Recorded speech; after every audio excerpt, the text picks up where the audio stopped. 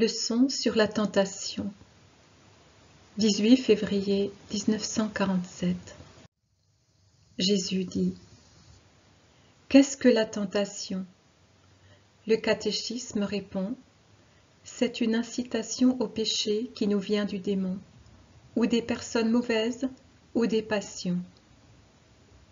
C'est une incitation.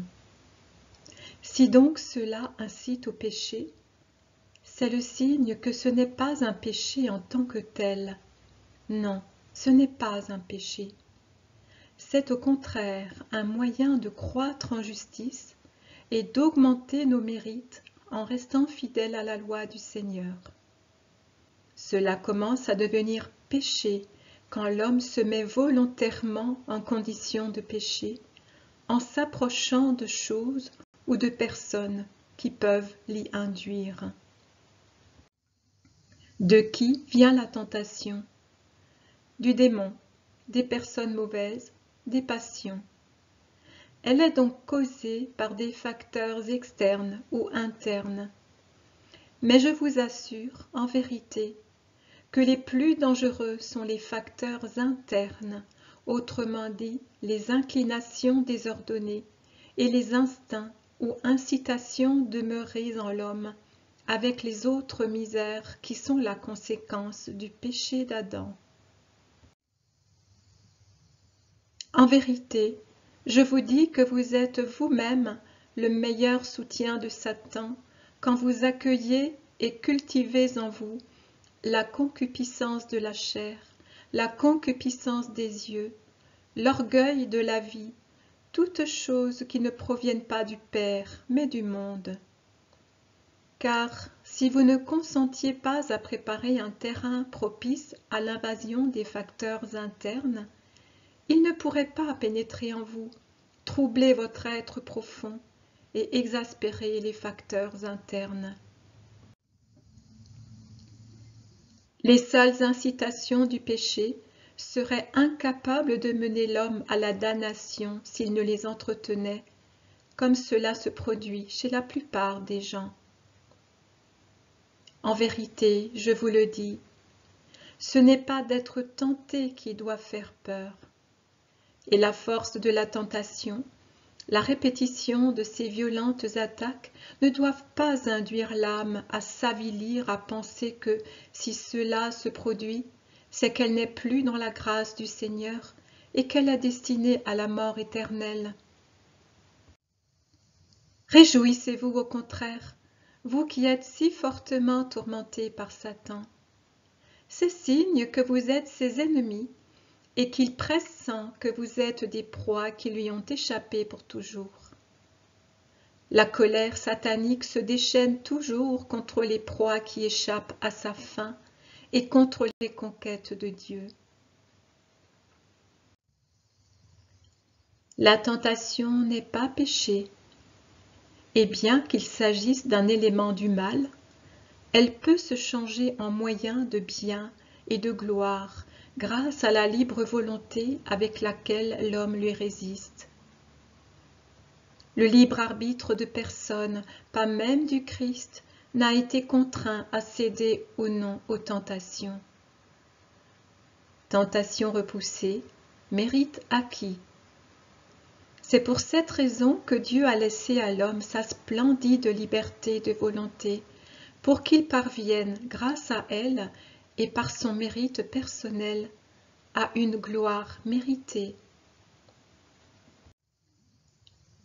Qui peut subir la tentation? Dieu, les anges, les hommes? Dieu, en tant que Dieu, ne peut en subir. Les anges restés fidèles, même lors de la rébellion de Lucifer et de ses suppôts, ne peuvent pas non plus en subir, car après leur épreuve, ils furent élevés à l'ordre surnaturel, à la contemplation de Dieu et à sa louange. Seul l'homme peut donc être tenté, lui qui se compose de substances matérielles et de substances spirituelles, et dont la raison, l'intelligence et la conscience sont libres, pour pouvoir discerner le bien et le mal, et vouloir l'un ou l'autre. Seul l'homme qui mène encore son combat peut être sujet à la tentation, en raison de sa triste hérédité due au péché des premiers ancêtres de l'humanité. Depuis le jour de la chute d'Adam, de son état d'innocence à celui de pécheur, depuis le jour où la femme voulut connaître de près l'arbre interdit et où le serpent put parler à Ève, qui l'a écouté attentivement au lieu de le fuir et a accueilli ses paroles mensongères et ses désastreuses suggestions, l'homme se trouve perpétuellement près de l'arbre du bien et du mal, autour duquel Lucifer s'enroule, et il subit la tentation. Mais c'est par sa victoire sur les incitations au péché qu'il acquiert la justice et conquiert sa couronne immortelle. Sinon, s'il réitère le geste d'Ève et cueille le fruit interdit en obéissant au tentateur, il s'empoisonne jusqu'à parfois en mourir.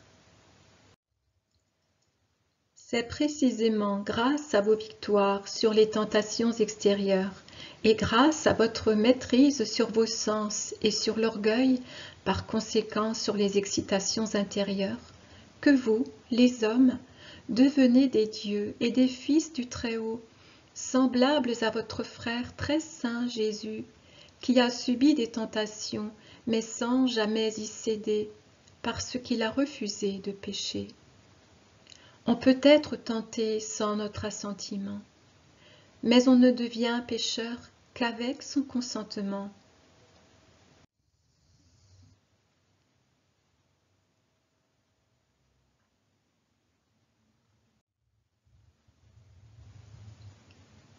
Le 15 septembre 1946, l'ange Azarias dit :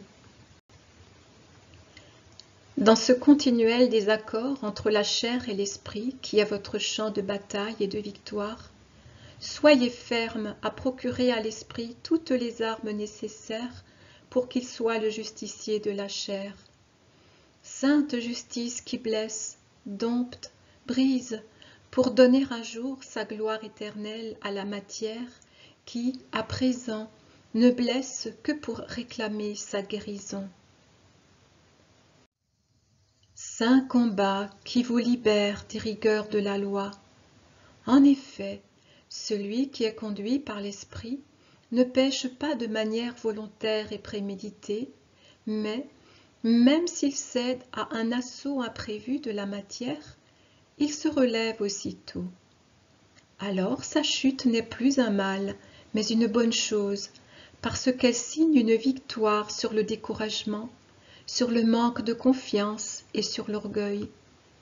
C'est le mal qui sert au bien contre sa volonté. Le mal est une liberté enchaînée. Souvenez-vous-en toujours. Le mal peut encore nuire, mais pas au-delà d'une certaine limite. Sa présence, son astuce possible, son inlassable attention à blesser servent à vous maintenir vigilant, à vous faire invoquer l'aide de Dieu et à vous obtenir des couronnes de victoire. Dieu est bonté, il transforme tout en une chose bonne. Si vraiment Satan avait été invincible pour les hommes, Dieu n'aurait pas laissé cette chose mauvaise. Mais dans sa mauvaise perfection, Satan sert à la glorification des héros de l'esprit, des vrais fidèles du Seigneur.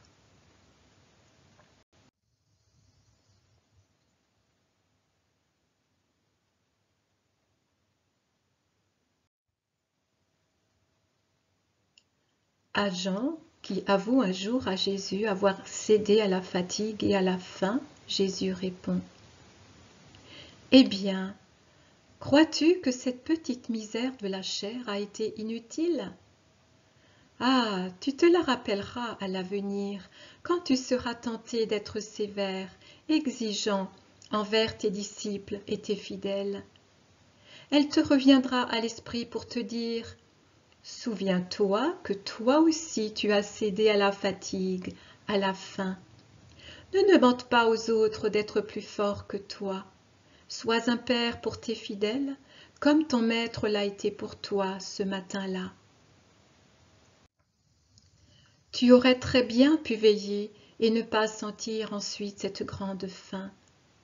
Mais le Seigneur a permis que tu sois soumis à ces besoins de la chair pour te rendre humble, toujours plus humble et plein de compassion pour tes semblables.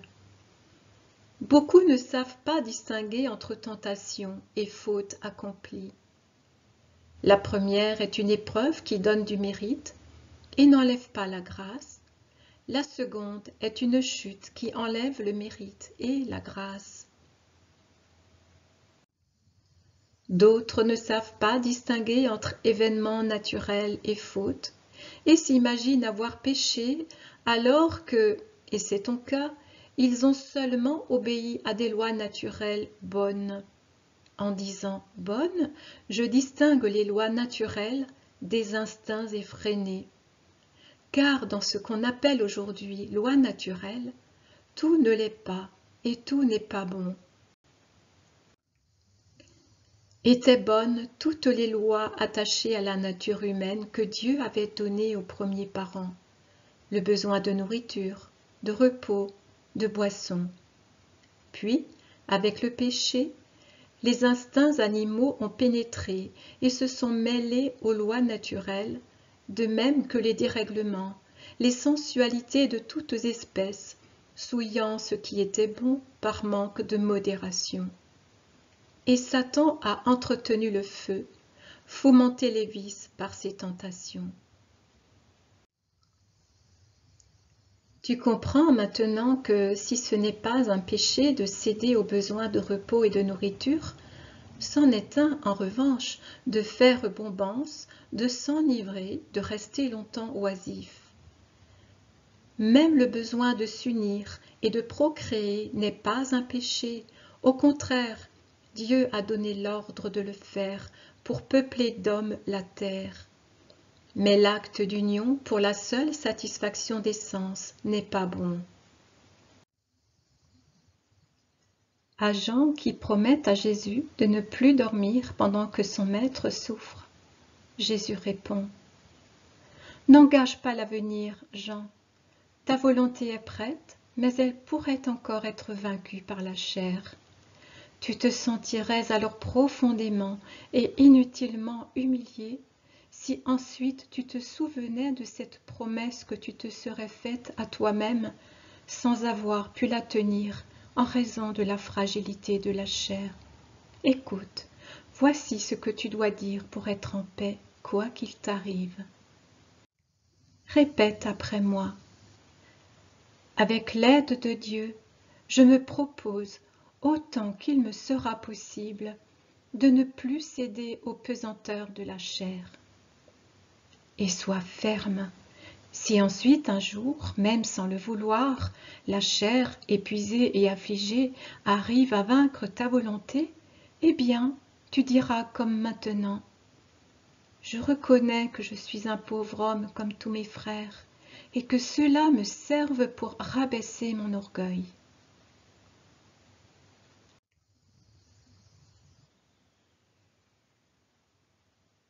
Jésus s'entretient avec Judas au sujet de la tentation de péché.